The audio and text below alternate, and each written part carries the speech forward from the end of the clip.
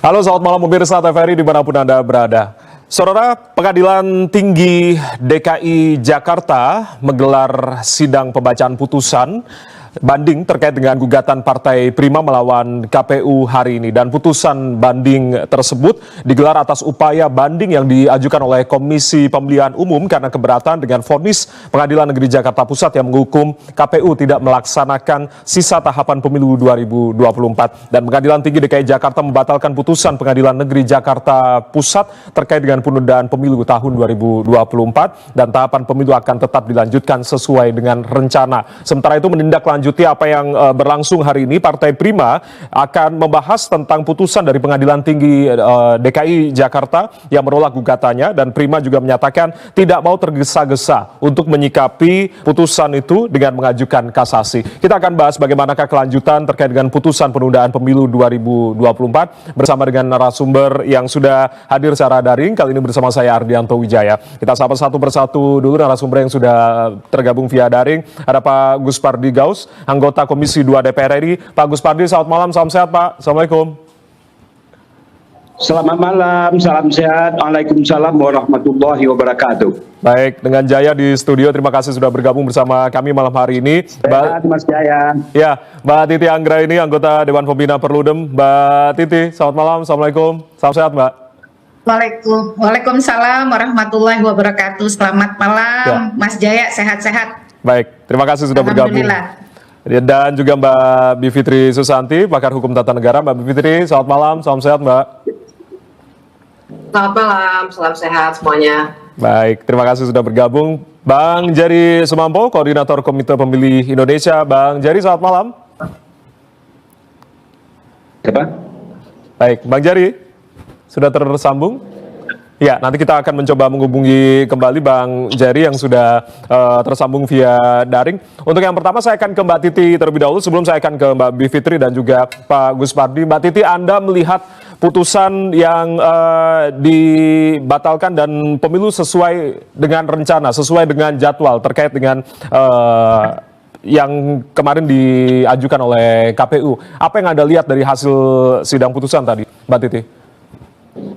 Ya, pertama sebenarnya kalau kita mengikuti perkara gugatan perdata Prima di Pengadilan Negeri Jakarta Pusat, lalu kemudian kontroversi dan juga banyak perdebatan terkait dengan putusan tersebut, saya kira putusan Pengadilan Tinggi Jakarta sesuai dengan harapan kita dan sudah bisa kita duga ya, karena ada hal yang sangat mendasar terkait dengan gugatan Partai Prima ini, yaitu menyangkut kompetensi absolut atau yurisdiksi kewenangan untuk memutus, karena memang yang dipersoalkan itu berdampak pada proses pemilu.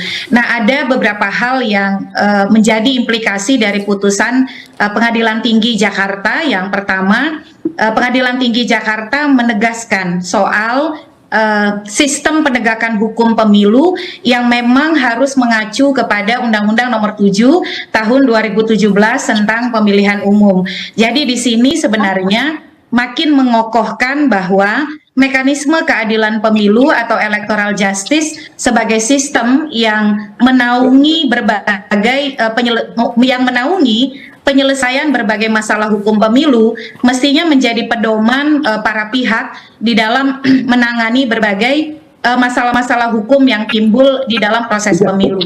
Pengadilan Tinggi Jakarta menekankan bahwa institusi-institusi yang berwenang menyelesaikan sengketa, kalau itu sengketa proses ada Bawaslu ya, kalau sengketa tata usaha negara pemilu itu diselesaikan oleh Pengadilan Tata Usaha Negara. Tentu saja pintu masuknya Bawaslu. Sedangkan kalau perselisihan hasil pemilu atau sengketa hasil itu di Mahkamah Konstitusi. Jadi kalau kita mendengarkan putusannya, Pengadilan Tinggi Jakarta menegaskan soal klasifikasi masalah hukum pemilu serta kelembagaan yang berwenang untuk menyelesaikannya. Nah, di sini sekali lagi kemudian kita mendapatkan suatu penegasan ya bahwa skema keadilan pemilu memang harus diikuti kalau kita berhadapan dengan masalah-masalah hukum pemilu. Itu yang pertama. Nah, yang kedua, putusan tadi juga menegaskan Kalaupun misalnya itu dianggap sebagai perbuatan melanggar hukum, maka yang harus diikuti adalah prosedur yang ada di dalam Peraturan Mahkamah Agung Nomor 2 Tahun 2019, yaitu menjadi kompetensi atau kewenangan dari Pengadilan Tata Usaha Negara sesuai dengan Undang-Undang Administrasi Pemerintahan, bukan ranah dari pengadilan negeri untuk menyelesaikan.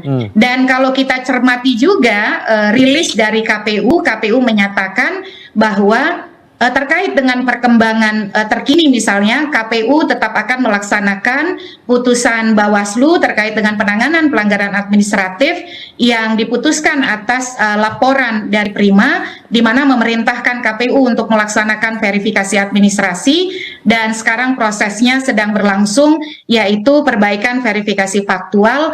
Jadi saya kira tidak ada lagi benturan di antara institusi-institusi baik itu peradilan ataupun lembaga penegakan hukum pemilu terkait dengan permasalahan Partai Prima ini. Okay. Nah, dalam hal ini narasi-narasi yang masih membahas soal penundaan pemilu dikaitkan dengan adanya putusan Pengadilan Negeri Jakarta Pusat mestinya dihentikan ya, karena walaupun misalnya nanti ada upaya hukum kasasi oleh salah satu pihak, dalam hal ini Prima, tidak kemudian mengesampingkan pelaksanaan tahapan yang sejauh ini sudah berjalan. Dan harapan kita semua tentu saja Prima bisa menerima putusan Pengadilan Tinggi Jakarta ini, selain juga KPU melanjutkan tahapan serta bekerja sesuai dengan aturan main yang ada. Hikmahnya adalah lagi-lagi institusi peradilan di luar mekanisme penegakan hukum pemilu sebagaimana sudah diatur di dalam Undang-Undang Nomor 7 Tahun 2017 mestinya menahan diri dan patuh sepenuhnya pada skema yang sudah diatur di dalam Undang-Undang Pemilu. Jadi ini menjadi pembelajaran penting dan mestinya juga betul-betul ya menjadi refleksi dan pencermatan serta diikuti di dalam perkara yang juga sekarang sedang berlangsung di Pengadilan Negeri Jakarta Pusat, baik itu gugatan dari Partai Berkarya yang sudah diregistrasi, yang bisa dikatakan hampir serupa dengan gugatan dari Partai Prima sebelumnya. Baik, Mbak Titi, nanti sebelum saya akan bahas lebih jauh, karena memang Menko Polhukam juga sempat menyebutkan bahwasanya ada upaya main belakang atau gerakan sistematis untuk menunda pemilu. Nanti kita akan kulik di segmen selanjutnya. Tapi saya akan ke Mbak Bivitri. Artinya Mbak Bivitri, ini kan perbuatan melanggar hukum sengketa pemilu ini kan memang tadi Mbak Titi sudah jelaskan, bukan ranahnya dari Pengadilan Negeri, tapi PT UN begitu. Nah, kalau berbicara terkait dengan Prima ini kan sudah tidak bisa mengakses sipol, lalu diajukan ke PT UN, gagal upaya hukumnya, tidak ada ruang begitu. Artinya meskipun ruangnya tidak bisa dibenarkan begitu. Artinya berkaca dari kasus Partai Prima ini, apa yang harusnya kita pelajari untuk agar tidak terulang kembali kasus-kasus yang sama, Mbak Bivitri? Ya, saya kira satu hal yang mesti dipahami konstruksi hukumnya, perbuatan melawan hukum itu sebenarnya kan ada dua ya, ada perbuatan melawan hukum dalam konteks perdata, tapi yang sebenarnya diajukan, makanya dikatakan itu tidak sesuai dengan kewenangannya, itu karena dikatakan perbuatan melawan hukum oleh penguasa, unrahmatihi overheidsdat namanya, itu memang harusnya ke PT UN. Nah, yang repot memang dalam sistem hukum Indonesia maupun di banyak negara lain juga ya, kalau di Amerika Serikat barangkali persamaannya itu tort namanya. Itu siapapun yang merasa dirugikan boleh mengajukan konstruksi yang namanya PMH oleh penguasa ini, perbuatan melawan hukum. Nah, jadi saya kira ke depannya memang yang harus dilakukan bisa ada dua nih.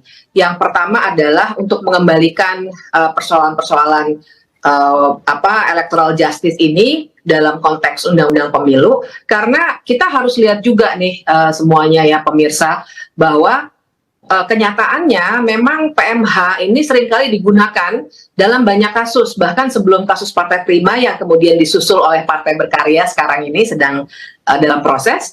Kita juga pernah punya kasus 2019 internal partai politik juga menggunakan konstruksi hukum perbuatan melawan hukum ke pengadilan perdata, beberapa orang dari sebuah partai yang sesungguhnya tidak terpilih dalam pemilu bisa jadi anggota DPR sampai sekarang, tak perlu saya sebutkan namanya. Nah, artinya kita harus konsisten untuk membentuk paradigma dari kalangan penegak hukum soal di mana letak electoral justice ini, satu. Tapi yang kedua juga saya kira mungkin kita perlu wacanakan kembali kepentingan juga instruksi atau kalau dalam konteks legal formalnya misalnya peraturan Mahkamah Agung atau surat edaran Mahkamah Agung untuk menegaskan lagi.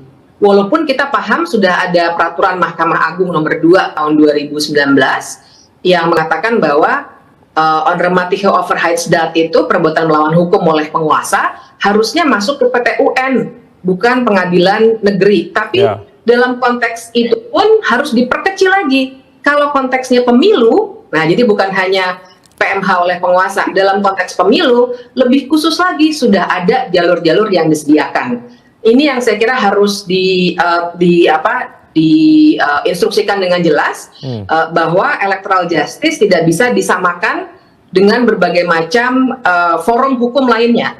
Karena kita harus paham bahwa namanya pemilu ya, berebutan kursinya itu luar biasa. Bahkan seringkali pernah juga dalam beberapa kasus, tidak hanya PMH-nya, perebutan melawan hukum, judicial review ke Mahkamah Agung mengenai peraturan KPU, bahkan sampai pernah anggota-anggota atau komisioner KPU dilaporkan ke Barreskrim karena ada yang begitu kecewa karena ia tidak terpilih waktu itu. Jadi segala cara dalam sistem peradilan kita ada kemungkinan dicoba karena lagi berebut suara.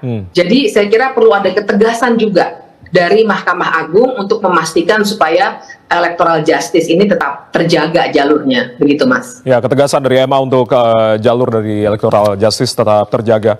Saya akan ke Pak Gus Pardi, artinya bagaimana tanggapan Pak Gus Pardi secara pribadi, begitu mungkin mewakili juga anggota Komisi 2 DPR RI terkait dengan Pengadilan Tinggi DKI Jakarta akhirnya membatalkan putusan dari Pengadilan Negeri Jakarta Pusat terkait dengan penundaan pemilu yang kemarin juga sempat diajukan KPU. Pak Gus. Ya, terima kasih. Pertama tentu sikap kami memberikan apresiasi yang luar biasa kepada Pengadilan Tinggi yang sudah mengevaluasi terhadap keputusan Pengadilan Negeri Jakarta Pusat terhadap kasus persoalan yang diajukan oleh Partai Prima kepada Pengadilan Negeri. Saya yakin dan percaya seluruh anggota Komisi 2 dan juga seluruh anggota DPR RI akan mendapatkan respon yang sangat positif terhadap keputusan yang dilakukan oleh Pengadilan Tinggi Jakarta tersebut. Ini adalah bentuk daripada evaluasi yang dilakukan oleh Pengadilan Tinggi terhadap keputusan Pengadilan Negeri. Sebagaimana ketika kami melakukan RDP dengan KPU dan Bawaslu beserta pemerintah yang diwakili oleh Menteri Dalam Negeri, kita memang merasa sedih, merasa kecewa, berkepelintin persoalan-persoalan yang diajukan oleh Partai Prima itu ke Pengadilan Negeri. Karena siapapun secara terang benderang pasti sangat paham bahwa urusan proses kepemiluan ranahnya bukanlah di Pengadilan Negeri, tetapi adalah kepada Bawaslu berkaitan dengan tata usaha negara. Itu akan dilakukan pembahasannya di Pengadilan Tata Usaha Negara. Namun kita disentakkan dan dikejutkan ketika adanya proses gugatan yang dilakukan oleh Partai Prima, lalu sekonyong-konyong keputusannya bentuknya adalah memerintahkan kepada KPU untuk menghentikan dan meminta supaya KPU agar pelaksanaan pemilu itu ditunda 2 tahun 4 bulan 7 hari. Ini memang di luar jangkauan pikiran kita karena kompetensi daripada Pengadilan Negeri ini sama sekali tidak punya. Dan saya malah mengatakan kepada khalayak ramai ketika itu dan minta kepada komisi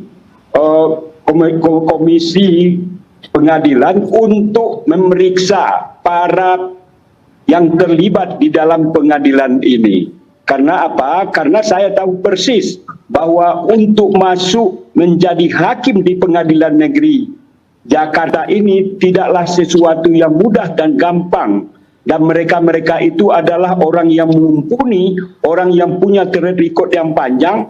Malah mereka melanjutkan untuk melakukan pemeriksaan proses terhadap persoalan yang diajukan oleh Pengadilan Negeri terhadap tuntutan yang disampaikan oleh Partai Prima. Oleh karena itu, tentu kita berharap ini menjadi pembelajaran bagi siapapun yang mengajukan partai-partai politik yang berkaitan dengan proses ke pengadilan negeri. Seluruh pengadilan negeri harus mengaca terhadap apa yang diputuskan. Walaupun ini belum bersifat ingkrah, bisa saja Partai Prima akan melakukan banding kasasi kepada Mahkamah Agung. Saya yakin dan percaya ketika kami RDP, saya juga sudah memproyeksikan bahwa keputusan di pengadilan tinggi nantinya pasti akan dibatalkan.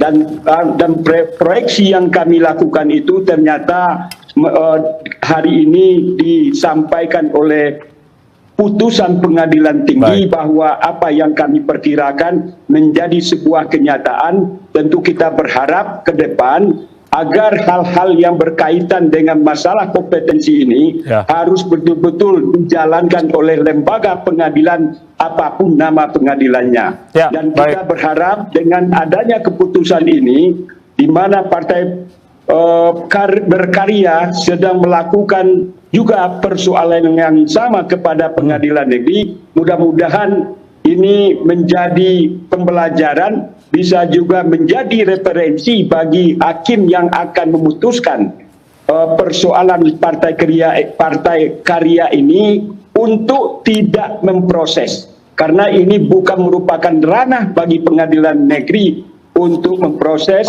hal-hal yang berkaitan terhadap proses kepemiluan ini.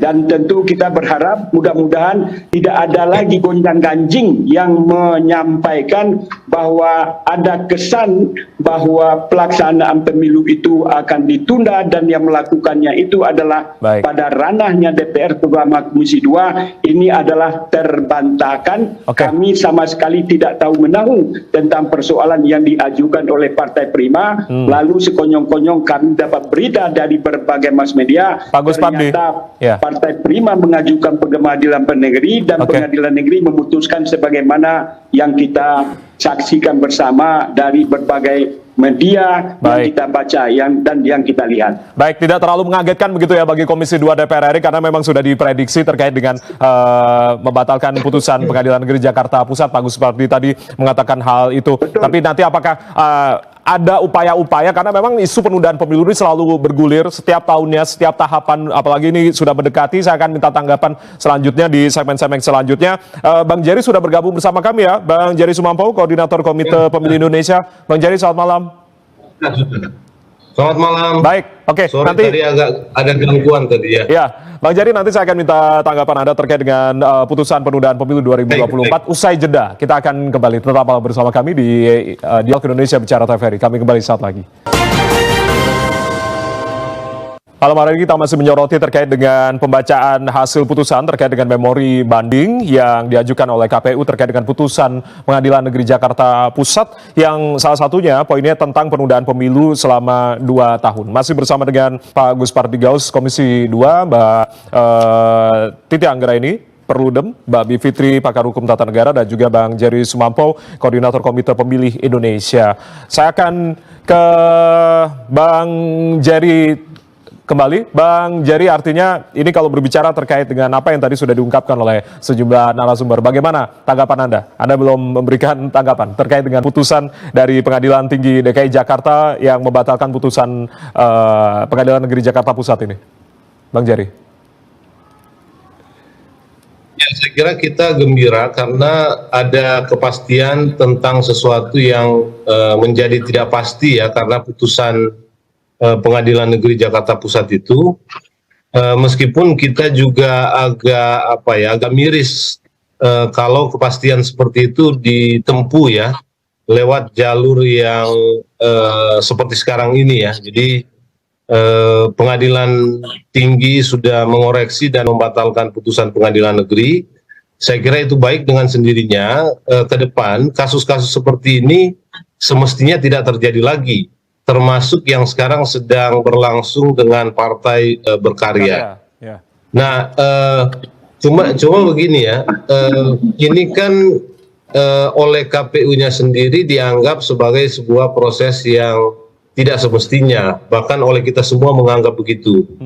Nah, lewat pengadilan negeri ya, tapi lewat pengadilan tinggi sudah diputuskan. Artinya saya ini bukan orang hukum ya, tapi ini menimbulkan kelucuhan-kelucuhan juga dalam pemilu kita ya. Termasuk kan sebetulnya begini ya, saya kira pihak-pihak tertentu, Bawaslu, KPU, dan mungkin stakeholder politik lainnya kurang sabar ya. Karena kan kalau kita lihat dalam rilisnya KPU mengatakan bahwa dia tetap akan melaksanakan putusan Bawaslu.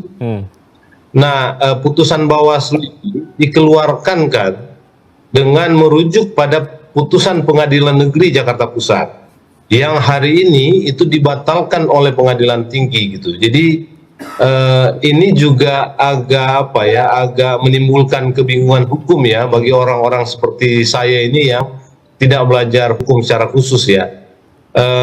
Jadi KPU tetap melaksanakan putusan rekomendasi Bawaslu terkait dengan Partai Prima, yang rekomendasi Bawaslu itu diambil merujuk kepada putusan Pengadilan Negeri yang hari ini dibatalkan. Nah, oleh putusan pengadilan itu juga KPU melakukan banding gitu. Jadi ada lompatan-lompatan hukum yang lucu dan menarik, dan ini mungkin perlu diluruskan supaya publik itu tidak bingung dan dia tetap jadi presiden-presiden yang ke depan yang sebetulnya secara substansial itu memperlihatkan bahwa dalam sistem pemilu kita, sistem hukum pemilu kita itu tidak ada kepastian, gitu ya, sehingga orang atau peserta pemilu atau pihak manapun tetap bisa mencari atau bermanuver untuk mendapatkan upaya-upaya yang dia harapkan, gitu. Jadi mudah-mudahan ya, meskipun ada kekisruhan dan kekacauan logika seperti tadi ini, ke depan kita berharap itu tidak terjadi lagi. Nah, saya kira dari sisi Partai Prima kan sebetulnya secara substansial yang dia inginkan itu adalah mengoreksi verifikasi administratif yang dilakukan oleh KPU, dan itu sudah dia terima sekarang dengan KPU melakukan verifikasi administratif sesuai dengan rekomendasi Bawaslu, lalu kemudian KPU mengatakan bahwa Partai Prima lolos ya. Jadi dari sisi ini sudah nggak ada masalah. Yang perlu dicermati sekarang ini berkaitan dengan gugatan Partai Prima. Apakah Pengadilan Negeri Jakarta Pusat itu dengan putusan Pengadilan Tinggi ini dengan sendirinya akan menolak atau tidak menerima gugatan yang diajukan oleh Partai Berkarya atau tidak, kita juga belum tahu gitu. Karena saya berasumsi ya, kemarin itu ketika Pengadilan Negeri menerima gugatan Partai Prima, saya kira bukan juga Pengadilan Negeri itu tidak paham bahwa ini bukan kewenangannya ya. Saya nggak yakin kalau dia nggak paham. Nah, saya curiga ada faktor lain di balik itu yang tidak terungkap dan tidak terpublikasi. Apa ini Bang Jari, faktor lainnya Bang Jari? Bang Jari melihatnya faktor lainnya apa yang tidak terungkap begitu? Karena kalau tadi memahami profesionalitas dari hakim, artinya apakah memang ada yang disebutkan oleh Pak Mahfud MD, ada pihak-pihak atau upaya main belakang, apakah Anda juga mencium hal itu? Nah, itu justru yang menarik ya, karena bagi saya itu variabel penting untuk menjamin ada kepastian ke depan. Makanya tadi saya bertanya apakah Pengadilan Negeri Jakarta Pusat ini akan menolak gugatan yang sekarang diajukan dilakukan oleh Partai Berkarya. Nah, kita belum tahu ya. Kita sih berharap dia menolak supaya kita nggak kisruh lagi seperti ini. Nanti kalau dia terima lalu dia kabulkan lagi, baru ada banding lagi, baru Pengadilan Tinggi yang membatalkan.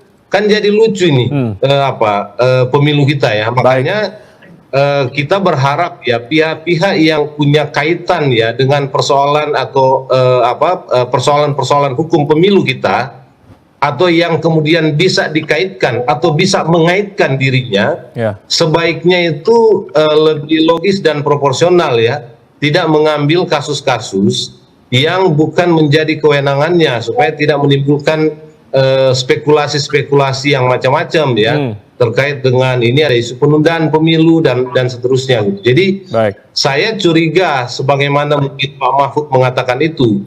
Nah, kita berharap pihak-pihak yang punya kepentingan belakang ini gitu ya, ini berhenti sekarang melakukan itu untuk berpikir bagaimana kita semua memperlancar proses pemilu ke depan ya. Jadi sudah ada kepastian dengan kasus ini, karena itu main-main belakang ini sebaiknya tidak dilakukan lagi, karena tidak akan berhasil dengan penegasan pengadilan tinggi dalam putusan hari ini gitu. Baik, sebelum saya akan tanyakan nanti saya merespon, Mas Jaya? Ya, Mbak Bivitri, ini saya juga tanyakan terkait dengan kebingungan hukum tadi yang Bang Jerry katakan begitu. Silakan, Mbak Bivitri.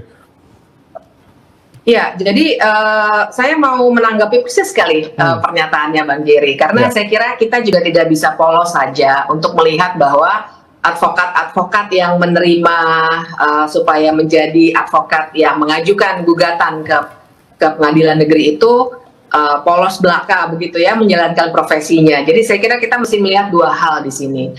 Pertama, kita harus kaitkan bagaimana wacana penundaan pemilu ini sebenarnya berlangsung secara sistematis terus-menerus 2 tahun belakangan ini. Dan kalau saya melihat, apalagi dengan susulannya masuknya gugatan Partai Berkarya, sebenarnya upaya sistematis ini nyata adanya, apalagi kalau kita lacak lagi siapa saja yang ada di balik Partai Prima maupun Partai Berkarya, pendirinya maupun seluruh strukturnya, yang kita bisa kaitkan dengan keseluruhan narasi yang ada selama 2 tahun belakangan ini. Tentu saja ini belum terbukti secara hukum, tapi akan menjadi suatu jalan masuk yang baik untuk melakukan analisis aktor. Siapa yang sebenarnya ada di balik upaya-upaya penundaan pemilu ini. Karena kaitannya juga dengan pertanyaan Bang Jerry tadi, memang kalau kita lihat konstruksi hukumnya, menarik sekali kalau kita lihat petitum dari gugatan Partai Prima maupun Partai Berkarya. Petitum itu adalah apa yang diminta oleh penggugat. Itu sebenarnya tidak ada, Bang Jerry, Mas Jaya, tidak ada misalnya suatu kelugasan bahwa yang saya minta adalah status menjadi partai politik peserta pemilu. Tidak ada.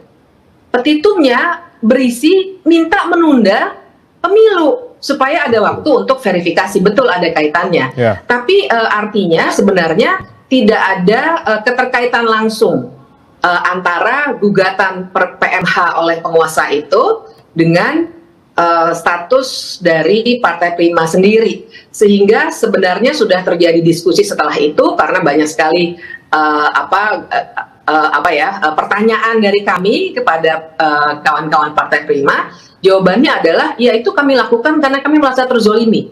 Jadi berikan dong status itu. Seakan-akan mulai diberikan suatu bargaining position, jadi kasus itu dijadikan alat tukar untuk mendapatkan status peserta pemilu, namun tidak berkaitan langsung.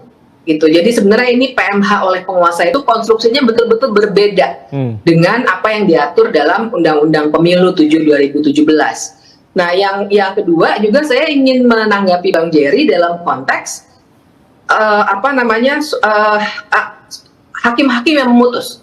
Jadi kalau pertanyaannya apakah nanti hakim pengadilan negeri juga akan menerima gugatan Partai Berkarya, kita tidak bisa memastikan karena hakim punya independensi masing-masing, dan putusan pengadilan tinggi yang baru keluar hari ini itu belum menjadi jurisprudensi yang wajib diikuti oleh hakim lainnya.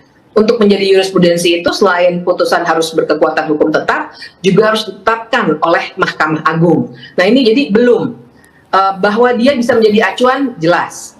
Tapi yang ingin saya tekankan juga, dia juga bisa menjadi acuan bagi kita untuk nanti menilai hakim-hakim yang menerima atau tidak menerima, mudah-mudahan tidak menerima, gugatan dari Partai Berkarya, karena sebenarnya konstruksi hukumnya sama. Jadi kita ibaratnya itu sudah punya sesuatu yang ukuran yang terang, bahwa nih kalau hakim menerima ngaco nih karena sudah dikoreksi oleh pengadilan tinggi sebenarnya.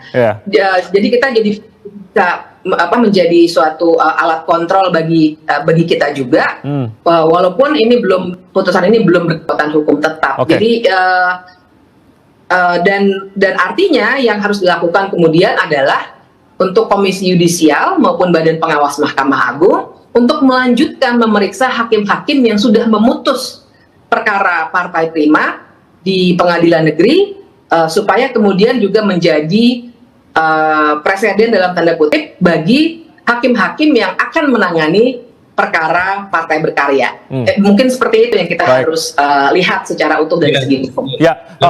Tapi gini, mestinya kan saya tadi kebukakan Partai Prima kan sudah mendapatkan haknya, meskipun hak yang diberikan ini berbeda dengan permohonan dan apa yang dikabulkan oleh Pengadilan Negeri Jakarta Pusat ya. Karena itu semestinya dia nggak akan banding lagi kan. Kalau dia nggak banding dengan sendirinya itu berkekuatan hukum tetap. Tapi ya saya kira yang Mbak Didi bilang juga betul. Kita nggak bisa pastikan ini. Kalau pemain belakang yang tadi kita singgung-singgung itu kuat, gitu ya, bisa saja segera setelah ini Pengadilan Negeri Jakarta Pusat menerima gugatan itu dan memproses sebelum ini berkekuatan hukum tetap, gitu ya. Dia sebelum dia menjadi semacam tadi Mbak Bibi bilang itu jurisprudensi kan gitu. Bang Jerry. Jadi ya bisa saja. Ya, saya akan langsung ke Mbak Titi. Mbak Titi, artinya kalau tadi Mbak Bivitri mengatakan harus dianalisis aktor dari pemain belakang begitu, karena memang isu penundaan pemilu selalu bergulir. Apa tadi ditambahkan juga sebetulnya terkait dengan aktor yang kuat begitu untuk penundaan pemilu ini. Mbak Titi menanggapinya, perlu menanggapi terkait dengan isu penundaan pemilu yang selalu saja bergulir ini. Ya, saatnya kalau menurut saya ya kita semua fokus pada penyelenggaraan pemilu 2024 karena kita akan masuk kepada banyak tahapan-tahapan krusial. Nanti tanggal 1 sampai 14 Mei itu sudah masuk fase pencalonan anggota DPR dan DPRD. Terus terang isu soal penundaan pemilu ini mengecoh publik luar biasa. Jadi perhatian publik lebih banyak pada ini pemilu jadi atau tidak, sistemnya terbuka atau tertutup. Tetapi hal-hal yang sifatnya pelaksanaan tahapan, bagaimana KPU mengeksekusi tahapan-tahapan, pemutakhiran data pemilih, itu hampir tidak mendapatkan perhatian dari masyarakat kita. Sebentar lagi partai-partai akan mencalonkan caleg DPR, DPRD. Kita juga perlu memberikan perhatian. Itu bukan hanya menjadi ranah partai. Kita perlu tahu misalnya apakah caleg-caleg yang diusulkan itu sesuai dengan ketentuan peraturan perundang-undangan. Soal pencalonan caleg-caleg yang berlatar belakang mantan terpidana misalnya. Apakah sudah memenuhi putusan Mahkamah Konstitusi dan peraturan KPU tentang syarat jeda, lalu juga terbuka kepada publik menyampaikan soal status mantan terpidananya dan seterusnya.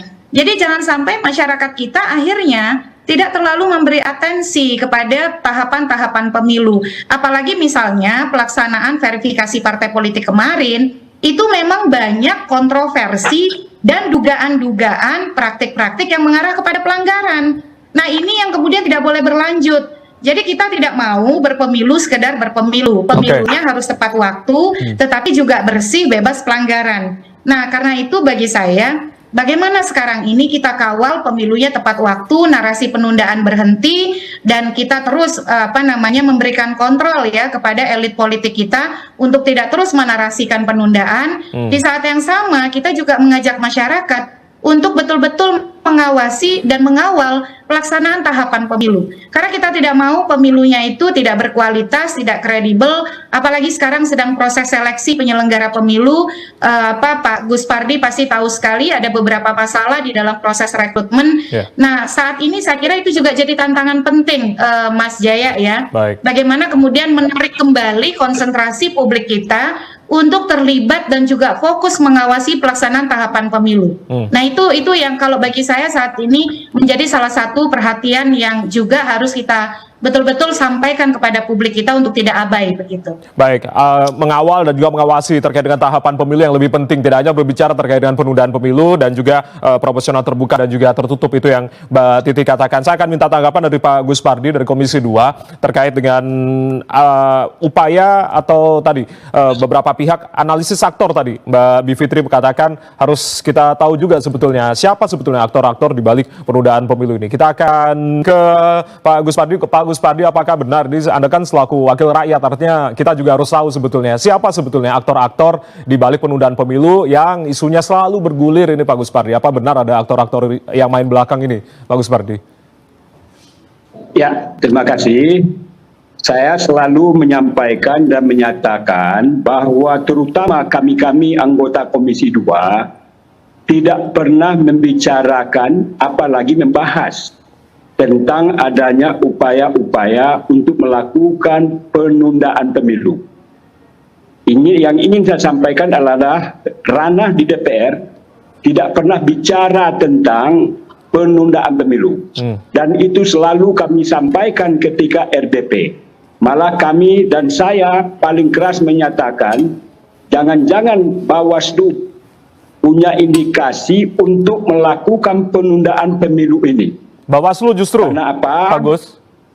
Bawaslu, saya katakan, kenapa? Ketika kami RDP, ketuanya melakukan kunjungan kerja ke luar negeri. Padahal persoalan-persoalan yang sedang genting ini menurut kita harusnya kita persamakan antara penyelenggara pemilu, pemerintah, DPR harus satu padu punya sikap bahwa ketiga lembaga ini tidak pernah membahas, tidak pernah membicarakan tentang penundaan.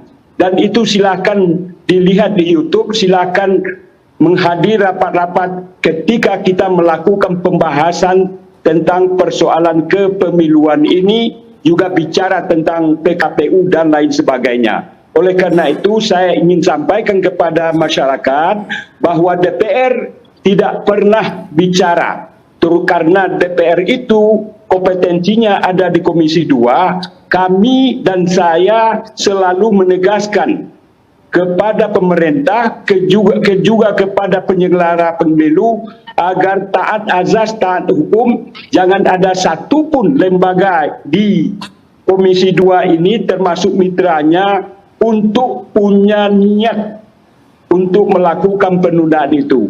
Oleh karena itu ini perlu saya sampaikan, karena bagaimanapun dengan adanya keputusan pengadilan negeri yang meminta menunda pelaksanaan pemilu 2 tahun 4 bulan 7 hari itu, tentu ada aktor intelektual yang bermain terhadap putusan ini. Sebagaimana saya katakan tadi, bahwa Pengadilan Negeri Jakarta ini orangnya tentu pasti sangat mumpuni, orang yang paham apa yang namanya kompetensi absolut, kompetensi relatif, dan mereka ini sangat paham tentang kewenangan-kewenangan yang dimiliki. Makanya ketika itu saya katakan agar hakim-hakim yang memperkarakan, yang melanjutkan dan memutuskan perkara ini harus diperiksa oleh Komisi Yudisial. Malah ada di antara tokoh yang menyatakan agar mereka itu dipecat, karena bagaimanapun ini akan menjadi gaduh, karena memang suasana wacana-wacana untuk melakukan penundaan pemilu sedang masif dilakukan oleh siapapun. Untuk itu ini menjadikan semacam anti klimaks dari apa yang menjadi persepsi masyarakat, bahwa dengan adanya keputusan pengadilan tinggi ini, mudah-mudahan masyarakat bisa memahami bahwa ini bukan di ranah DPR terhadap upaya-upaya untuk melakukan penundaan. Yang kedua adalah bahwa Bawaslu kan melakukan juga proses terhadap apa yang diajukan oleh Partai Prima, dan ini baru pertama kali terjadi. Harusnya adalah kalau seandainya ada sesuatu yang diajukan oleh partai peserta, calon peserta pemilu mengajukan persoalan kepada Bawaslu dan itu sudah diputuskan menolak terhadap apa yang disampaikan, ternyata sekarang ini Bawaslu menerima dan meminta kepada KPU untuk memproses verifikasi administrasi dan faktual itu, sehingga dijadikan Partai Prima adalah bahagian daripada peserta pemilu. Ini tentu akan menjadi persoalan pula. Karena apa? Dasar daripada Bawaslu meminta kembali KPU untuk memproses itu adalah didasari oleh keputusan pengadilan negeri.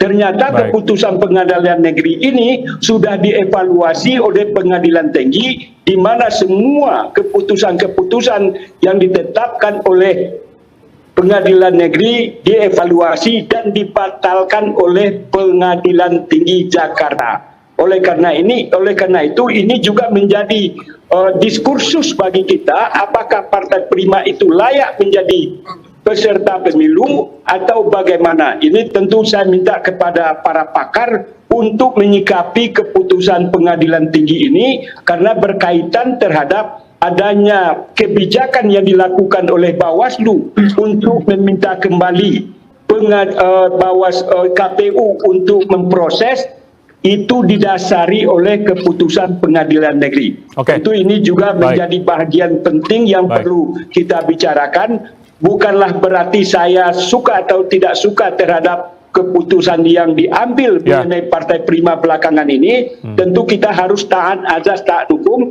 Apakah legalitas daripada Bawaslu dalam proses berikutnya ini mempunyai legitimasi yang kuat sehingga jangan menjadi dampak negatif terhadap proses pelaksanaan pemilu akibat masuknya Partai Prima bagian daripada peserta pemilu tersebut. Tentu pakar itulah yang akan membahas dan menyatakan sikap terhadap apa yang menjadi ranah terhadap keputusan KPU terhadap keputusan Partai Prima tersebut. Baik, Pak Gus Pardi. Waktu kita sangat singkat, Mbak Titi, Mbak Bivitri, dan juga Bang Jerry. Saya akan minta tanggapan dari Mbak Titi ini terkait dengan verifikasi yang menindaklanjuti, artinya KPU menjalankan rekomendasi Bawaslu begitu, meskipun rekomendasi Bawaslu ini merujuk pada putusan dari Pengadilan Tinggi. Mbak Titi, singkat saja. Sebelum saya akan minta tanggapan Mbak Bivitri dan juga Bang Jerry. Silakan. Ya, kalau berdasarkan Undang-Undang Pemilu, memang tidak ada mekanisme koreksi atas putusan penanganan pelanggaran administratif dari KPU, jadi dari Bawaslu. Jadi memang mau tidak mau, karena di Undang-Undang Pemilu itu disebutkan KPU harus melaksanakan putusan penanganan pelanggaran administratif Bawaslu paling lama 3 hari kerja setelah putusan dibacakan. Kalau tidak, KPU akan dilaporkan ke DKPP. Jadi ada mekanisme kontrol itu hanya melalui mekanisme etik.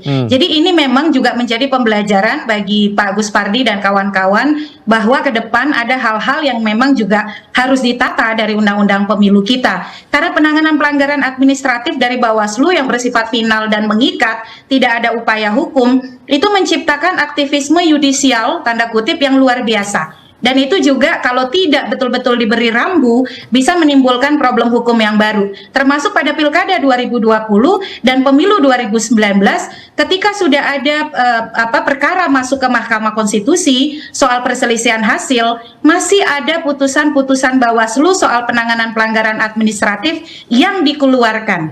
Dan itu mempengaruhi perolehan suara dan penentuan calon terpilih. Mestinya itu tidak boleh karena perselisihan hasil adalah puncak dari penanganan masalah hukum pemilu. Jadi ini juga hal yang perlu menjadi pengawasan kita supaya Bawaslu bekerja sesuai koridor, tidak menerabas kewenangan dari otoritas penegakan hukum yang lain, serta tentu saja bekerja dalam kerangka waktu tahapan pemilu. Jadi memang itu menjadi catatan kita juga, Mas Jaya, untuk mengawasi pelaksanaan penanganan pelanggaran administratif dari Bawaslu. Baik, pesan dari Mbak Titi ke Pak Gus Pardi, masih ada PR terkait dengan Undang-Undang Pemilu kita. Saya akan langsung ke Mbak Bivitri. Mbak Bivitri termasuk juga mengomentari ini terkait dengan profesionalitas dari hakim yang harusnya juga paham terkait dengan kompetensi absolut terkait dengan kewenangannya, Mbak Bivitri.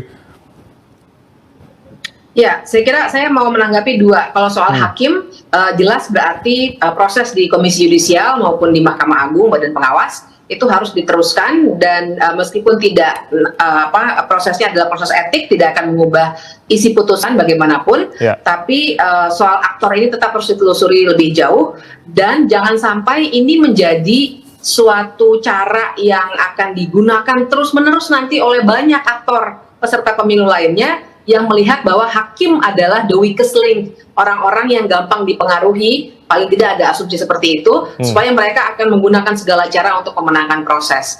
Tapi yang kedua, saya juga ingin menyoroti kelemahan di Bawaslu sendiri, seperti yang tadi Titi sudah sampaikan.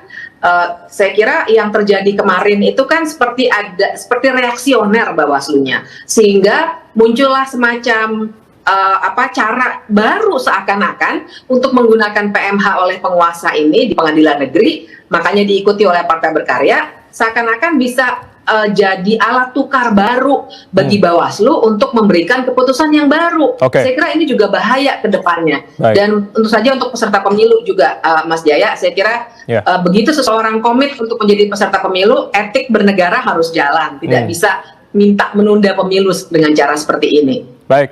Terakhir saya akan ke Bang Jerry Sumampo terkait dengan apa tanggapan juga Bang Jerry. Ini Pak Gus Pardi menyebut tadi jangan-jangan ini Bawaslu yang main-main nih di belakangnya gitu. Silakan Bang Jerry.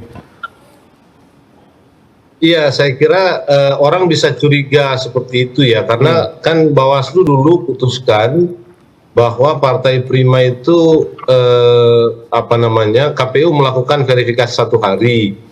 Tapi kemudian putusan berikutnya setelah pengadilan negeri itu 1 minggu waktu yang diberikan. Jadi ini untuk satu partai aja treatmentnya atau sikapnya sudah 2 jenis ya. Ini juga memang bisa menimbulkan banyak pertanyaan. Karena itu saya kira begini Mas, kita perlu menyarankan dan menghimbau penyelenggara pemilu itu supaya membuat putusan-putusan itu yang lebih logis dan lebih lebih sungguh-sungguh ya dalam rangka memperlancar proses, karena soal-soal begini bisa saja nanti akan ada gugatan juga, kita nggak tahu ya, karena ada kelucuan yang tadi saya sebut ya.